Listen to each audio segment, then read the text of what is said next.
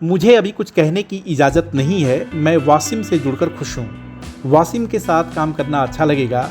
यह बयान उस IAS अधिकारी पूजा खेडकर की है जो पुणे में प्रोबेशनरी अफसर के तौर पर तैनात थी।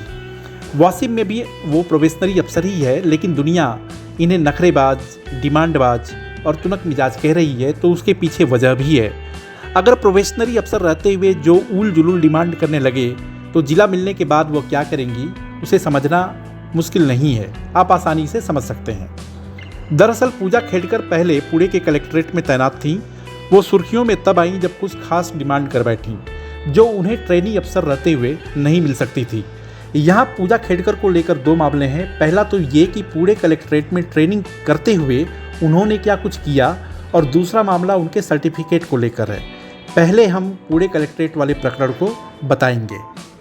पूजा खेडकर 2022 में UPSC एग्जाम में 821वीं रैंक हासिल करती हैं और IAS बन गईं।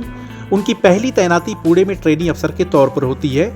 मतलब इसका अर्थ ये है कि जब किसी को जिला दिया जाता है तो उससे पहले उसको ट्रेनिंग के दौर से गुजरना पड़ता है, और उस दौरान वो अपनी व्यक्तिगत ऑडी कार में नीली बत्ती लगाती हैं। ऑडी कार पर महाराष्ट्र शासन का नेम प्लेट लगाती हैं, जो किसी ट्रेनी IAS अफसर के लिए लागू नहीं है। यानी कि वो नीली बत्ती तो लगा ही नहीं सकता है, क्योंकि वो प्रोविज़न में नहीं है और नेम प्लेट का भी इस्तेमाल नहीं कर सकता। खास बात तो ये कि पुणे कलेक्ट्रेट में एक सीनियर अधिकारी के कमरे पर कब्जा भी कर लेती हैं या कब्जा करने का प्रयास करती हैं।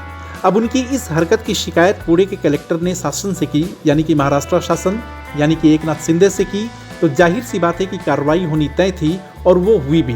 पूजा खेडकर अब पुणे से हटा दी गई हैं और उन्हें ट्रेनी अफसर के तौर पर वासिम में जिम्मेदारी मिली है। लेकिन पूजा खेडकर का विवादों से नाता सिर्फ यहीं तक नहीं है। अब नॉन क्रीमी लेयर सर्टिफिकेट पर भी सवाल उठ रहे हैं। बता दें कि नॉन क्रीमी लेयर सर्टिफिकेट लगा करके पूजा खेडकर को कामयाबी मिली है।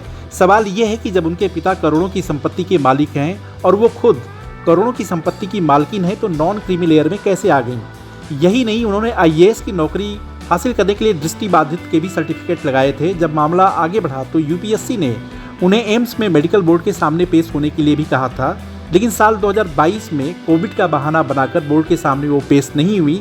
इस विषय पर पूजा खेडकर से मीडिया वालों ने कई दफ़ा सवाल किए, काफ़ी कुरेद कर सवाल पूछे, लेकिन उन्होंने इतना ही कहा कि मैं कुछ नहीं बता सकती क्योंकि सरकार ने कुछ भी कहने की इजाज़त नहीं दी है। UPSC की परीक्षा पास करना इतना आसान नहीं होता है। इसमें दो मत नहीं कि देश की सबसे कठिन परीक्षा पास करने के बाद हर सेलेक्टेड कैंडिडेट आम से खास हो जाता है, लेकिन जब किसी को इतनी बड़ी जिम्मेदारी मिलती है तो कुछ बंदिशें उस पर खुद ब खुद लग जाती हैं।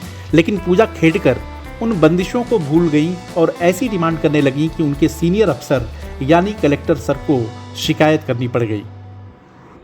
वीडियो को लाइक, शेयर और सब्सक्राइब करें। देखते रहिए इंडिया अड्डा।